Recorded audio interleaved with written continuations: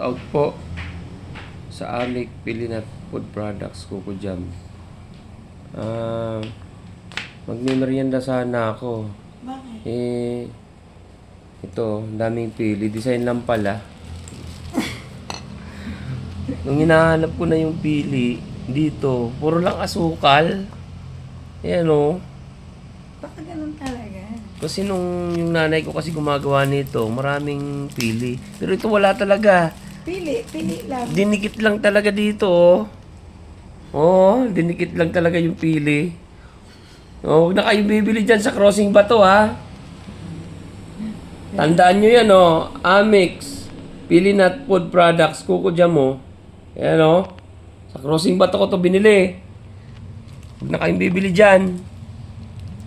Wala naman laman, wala naman pili. Puro lang sangkaka.